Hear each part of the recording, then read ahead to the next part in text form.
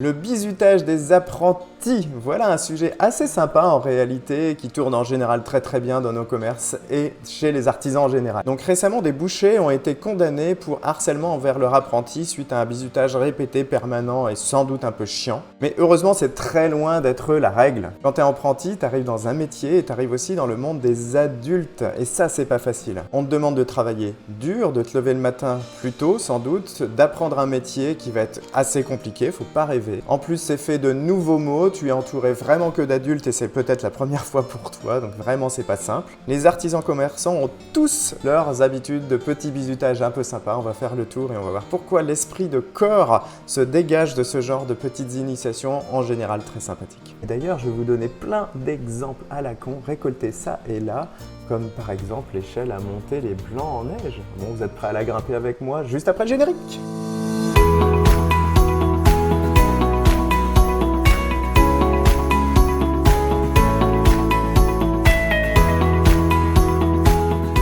Je suis Cédric Gauthier de je-suis-commerçant.fr, la chaîne YouTube, le podcast et le blog des commerçants accomplis. Vous trouvez des techniques pour les commerçants de marketing, de merchandising, etc.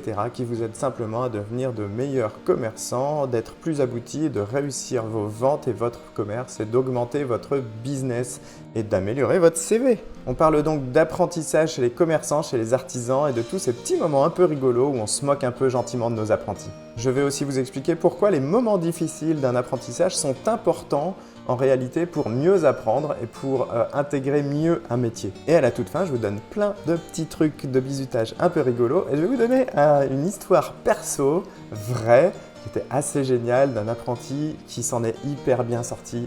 Va me chercher le marteau à bomber le verre, s'il te plaît. L'apprentissage d'un métier, ça n'est pas fait que de moments faciles, bien au contraire, c'est assez difficile. Nos potes, ils sont restés sur le banc de l'école et nous, on doit se lever tôt pour apprendre un métier. Tout ça dans un monde d'adultes. Et heureusement, les adultes que nous sommes maintenant, on va mettre un tout petit peu au défi notre apprenti en faisant un petit bizutage un peu rigolo. L'idée de ce bizutage, en réalité, c'est de lui dire réfléchis avant d'agir, travaille avec ta tête avant de travailler avec tes bras. La période d'apprentissage, elle commence en général à 16 ans et c'est pile la période la plus compliquée de la vie. Pourquoi ? Parce qu'on commence à connaître ce que c'est que le tribalisme, c'est-à-dire qu'on a une bande de potes avec qui on est archi soudés en général. Et puis, on a le cerveau qui n'est pas du tout prêt à recevoir toutes les émotions qu'il va recevoir pendant cette période. On est en pleine crise d'hormones, on est grand, on commence à avoir une taille adulte et pourtant on ne l'est toujours pas, on est encore des enfants à 16 ans, 17 ans, 18 ans. Il faut savoir que la dernière partie du cerveau qui se forme, c'est le cortex préfrontal et c'est lui justement qui nous aide à gérer les émotions. Voilà pourquoi c'est extrêmement difficile et pourquoi un adolescent est hyper émotif.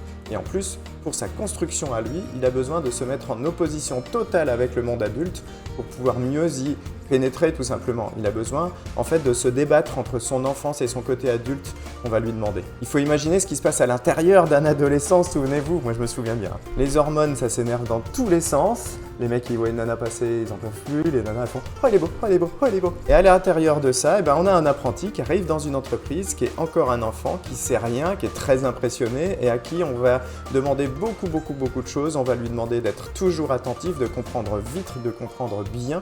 Et ça, c'est vraiment pas évident. En plus, il a l'impression d'intégrer le monde dans l'entreprise, donc il va être payé. Alors, il est payé, l'apprenti. En France, on a cette chance. Mais il est aussi payé à bon coup de pied dans le c***. Je plaisante, évidemment. Mais pourquoi c'est important que ce soit un peu difficile ? On va voir ça en prenant l'exemple de l'armée et des commandos, par exemple, que subissent les petits gars de l'armée quand ils vont faire des stages d'initiation et d'intégration. On l'élève à 3h du matin alors qu'ils ont dormi dans la boue, on leur demande de courir dans un marécage super froid pendant des heures et puis surtout, là-dedans, dans toutes ces difficultés, de s'occuper de leurs camarades, de leurs potes parce que le corps d'armée il part d'un sens et il doit arriver en entier. On ne doit pas abandonner ses collègues sur le terrain juste parce qu'ils n'y arrivent pas. À la fin de cette difficulté dans l'armée, il se forme quelque chose qui est vraiment très précieux, ça s'appelle l'esprit de corps. Dans les métiers artisanaux, dans les métiers du commerce, c'est exactement pareil. D'ailleurs, on appelle l'esprit de corps en métier une corporation.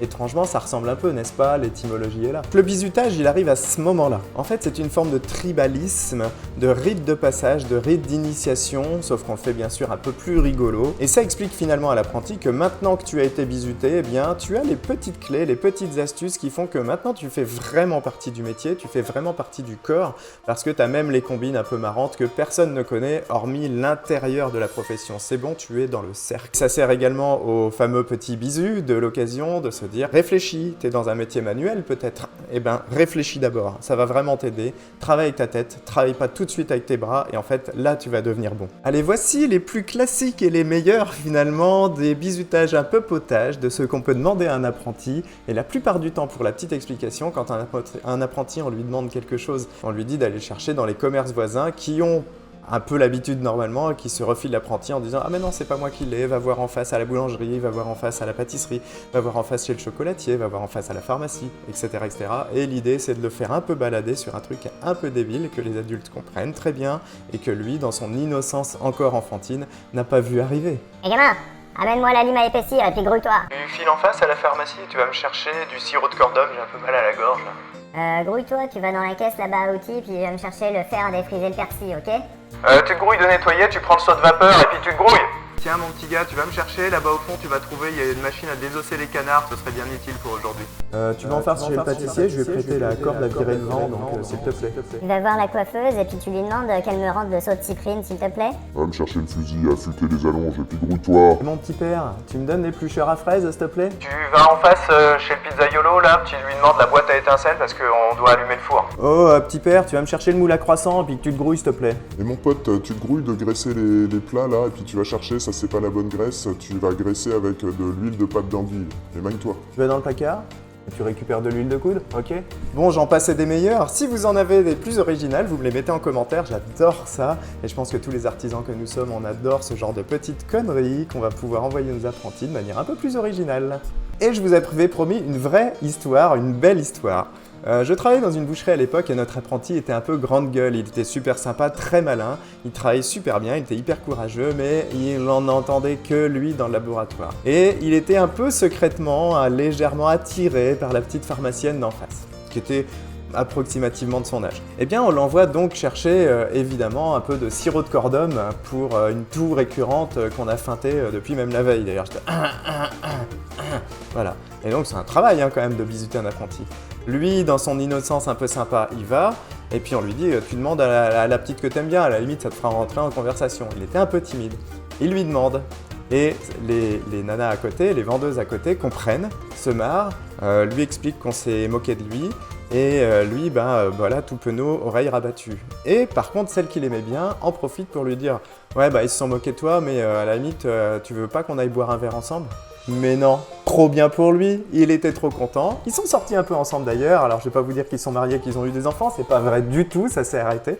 Mais en tout cas, il a réussi, grâce à ce petit bisutage finalement, à passer pour un mec un peu gentil, un peu rigolo, et ça s'est super bien passé pour lui. Pour encore donner d'autres anecdotes, vous pouvez me rejoindre sur la page Facebook de je suis commerçant.fr, c'est très simple, vous allez me trouver, vous verrez le petit panneau, et donc je vous rejoins là-bas, et puis comme ça on pourra discuter directement, et ça va être génial. Ciao!